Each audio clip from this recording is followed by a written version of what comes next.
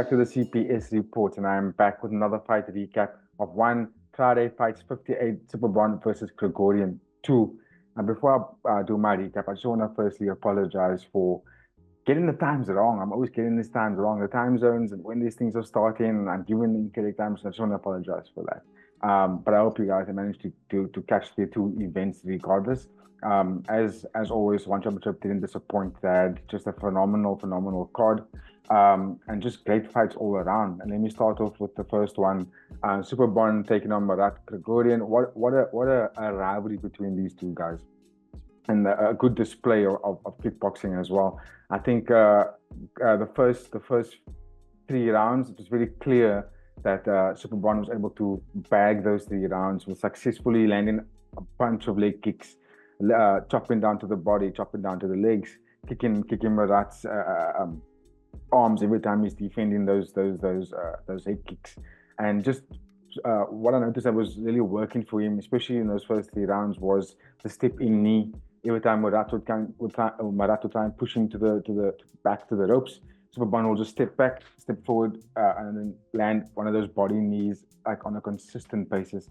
And you could see it take effect coming into round 2, into round 3. You could see it take effect whereby it was really slowing Marat down and also making him second guess his entry whenever he needed to engage, because that was what his game plan was essentially, and that's like how one of his keys to victory was to sort of keep Superbon in a box, in a phone booth against the ropes, which ultimately would eliminate Superbon's ability to kick. And then that was pretty much successful for Marat going into round 4 and round 5.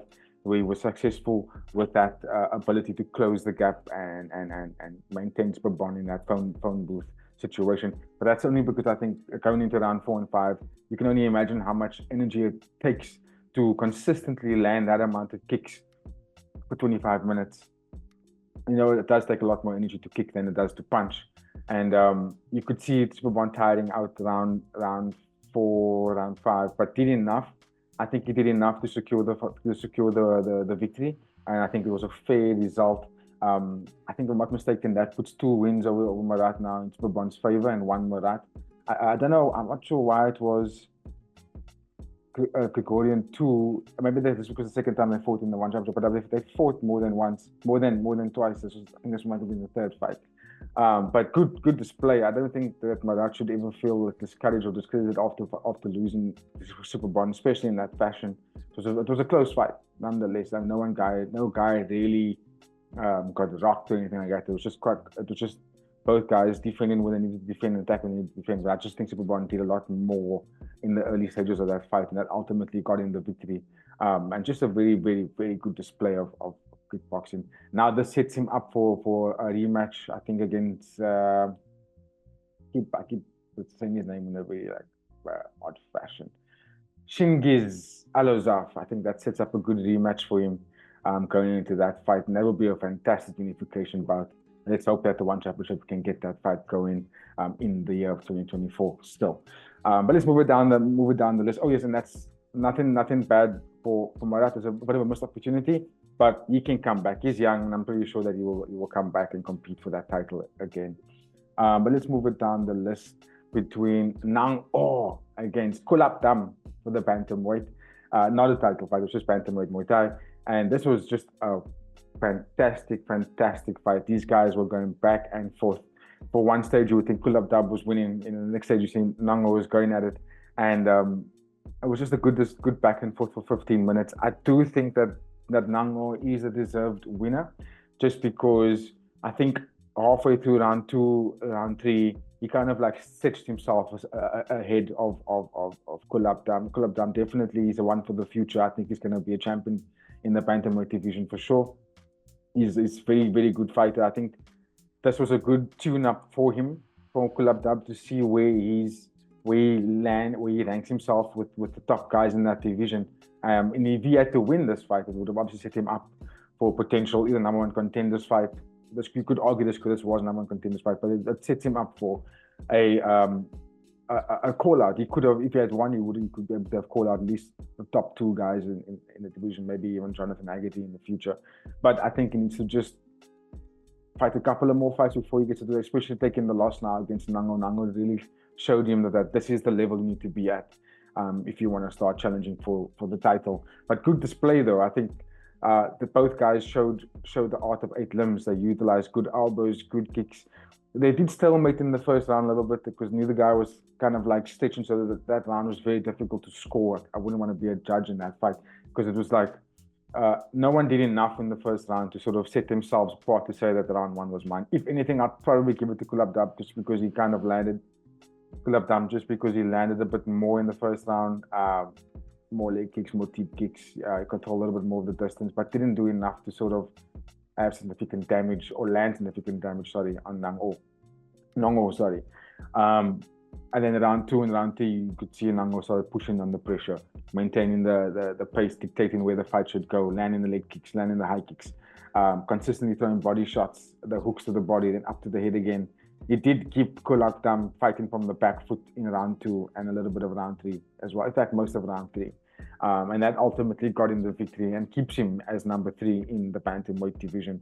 That could now set him up for a title eliminator fight next, or possibly rematching himself with Jonathan Haggerty, depending on whatever. Jonathan Haggerty's got Super Leg come September, so I don't think he's going to take any fights in the Muay Thai division right now. That fight is a kickboxing fight, so maybe he'll do another bantamweight Muay Thai defense, possibly Nong-O again, but it does put him at risk to potentially maybe get hurt or something could bad happen and then he will be able to make a Super Leg fight in September. But for Kulabdam, he must keep his head up. He fought a fantastic fight, still keeps himself at the top of the pile, or at least in the top tier of that division, of the bantamweight division. So future looks good for him. Future looks very good for him. I have no doubt in my mind that he's going to be a champion one day. And then let's take it down the list, which was a very entertaining fight. Seksan, the man who yields to no one, fought against Yaturo Asahi in a catchweight Muay Thai fight. And good display because it was a stylistic fight. You got a traditional Muay Thai guy taking on a traditional Taekwondo specialist. And I think Yaturo was the first in a very long time that I've seen a fighter come into a discipline like Muay Thai or even MMA and successfully use Taekwondo in another sport. I think the last person that I could remember doing it really well, other than Michael Venom Page, was Anthony Pettis in the UFC when he was still doing his things. He's a rise to the title. But bringing it to this fight, Yaturo's speed, his precision, and his ability to control a distance and his management, because he had Seksan missing a lot. I think only around 3 or the middle of round 2 is where Seksan sort of landed a couple of body shots on Yaturo, but Yaturo did slow down in round 2 for sure. Excuse me. And basically in round 3, that he started managing the distance, got hit a lot less, landed a lot more V jabs, switch stance jab, spin kicks, which he only really brought in the 3rd round. But round 1, he was just masterful. He was unable to get touched by Seksan. Had Seksan dropped in the 1st round.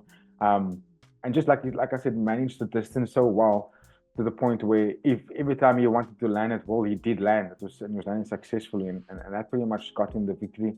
Unlucky for Seksan, although he wasn't knocked out, he was knocked down, and unfortunately he took the loss. But very good debut for Yaturo.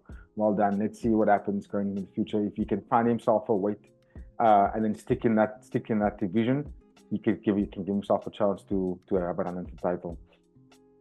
In whatever division that is for him, but good victory nonetheless. It was a very good display of martial arts, and you can catch the replays on One Championship's website, onefc.com. You can just go to the watch page, and you can find the replays over there. And then I'll take it down the list. A fight I didn't really preview, but I had a wonderful time watching it. That was Muangthai, the elbow zombie, taking on Nakrob.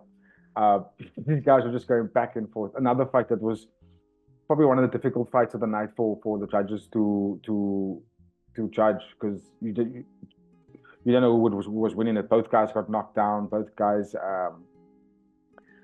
had moments in the fight where they were on top, almost evenly, really. Even me, I at the end of the fight, I was watching it with a friend of mine, and both of us sat and we were like, if there's a way, if they could give a draw in one championship, please give this one a draw, because these guys fought their hearts out and they were pretty much equal from minute 1 right down to the last minute of the fight, to the 15th minute. And I think, if I'm not mistaken, both these guys got bonuses because the fight was just that amazing, and both of them set themselves up to really be a staple name in the one championship. But a fantastic fight, probably the fight of the night for me.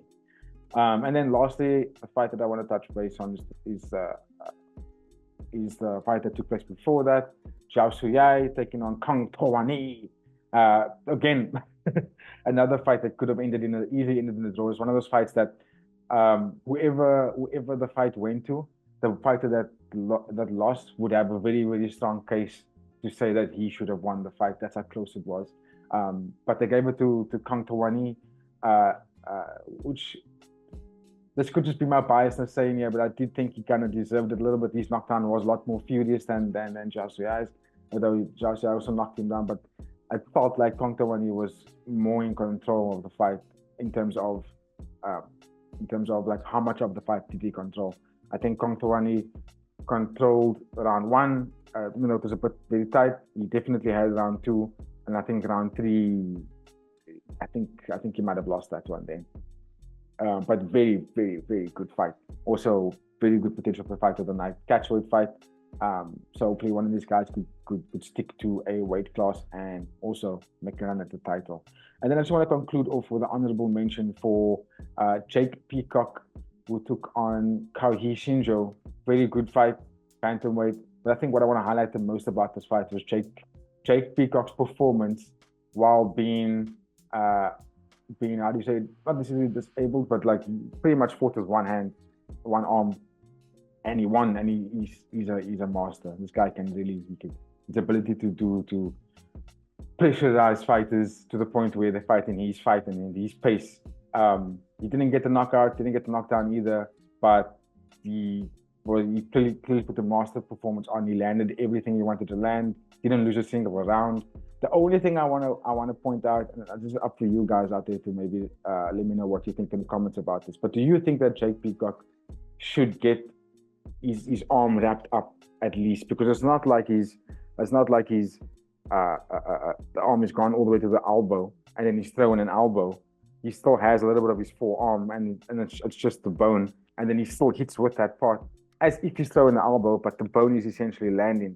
I'm thinking like, maybe they should pad him up there, because that's equivalent to bare knuckle fighting essentially. It's like you can hit with the bare fist.